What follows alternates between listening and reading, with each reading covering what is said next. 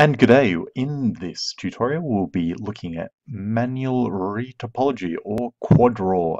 This is new or relatively new in Maya, and we'll just kick it off here. Now we've got the photogrammetrized mushroom model that we've used in class, and I'm attempting to build a mesh around it. Now you can see here hit the quad draw and it's gone off kilter. That's because we haven't magnetized the model yet or made it. It's known as a live surface. So you just go up the top there and hit the magnet, and that means that any quads we draw now, they're going to stick like a magnet to this photogrammetrized model. Also works well with any sort of mesh that if you want to do a low poly mesh from another program, say a Fusion, SolidWorks, Alias type thing, or any other 3D scan type um, models that you want to make a low poly mesh around. As you can see, it's a simple case of clicking and then hitting shift. So we just click one point there and we hit shift, and it gives us the option to create a poly, and it will link up with the last one, which is really handy. This is where it gets a little bit tricky, where you've got like a little bit of funny geometry here and you've got to kind of work your way around it. This can be particularly difficult with non-uniform meshes like this, with natural sort of non-man-made type geometry. You can see it's quite un it's not uniform.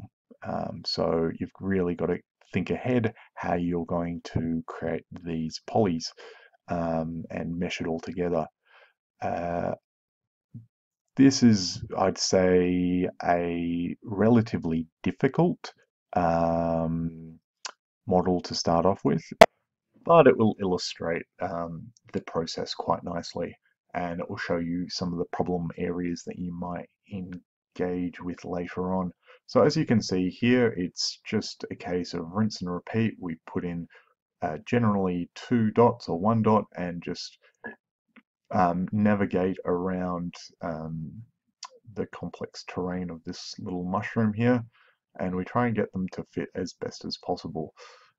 You can see it's just, slow and steady wins the race in this sort of case. Trying to keep it as uniform or equidistant as possible. And it's just a case of just going slowly but surely up this stem. And what we might do in a moment is we might just speed things up a little bit and go straight up the stem and attack the cap. We'll just, here we go. So right now it's looking like a skewed cylinder, which I would say it is.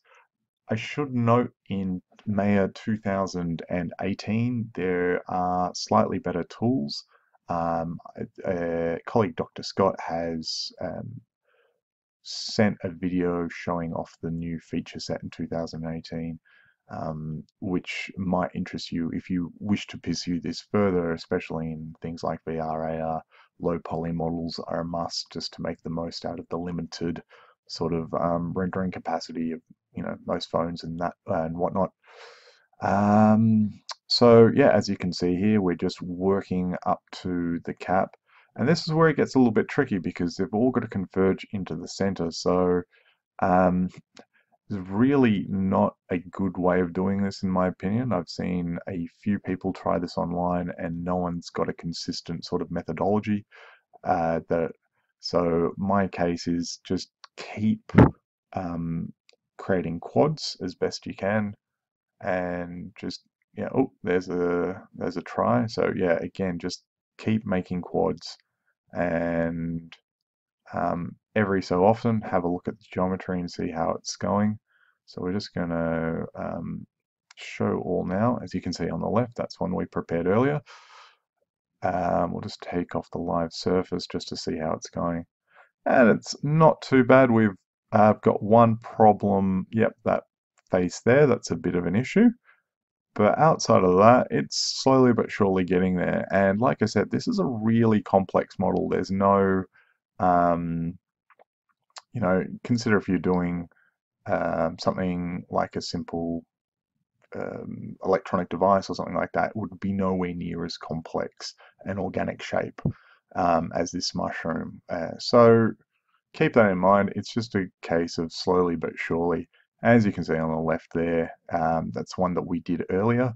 Um, and I think for my first go, yeah, it did take a little while to get right. And I also did a few checks in Mudbox, and the geometry had some issues, so I had to go back between the programs to really sort it out.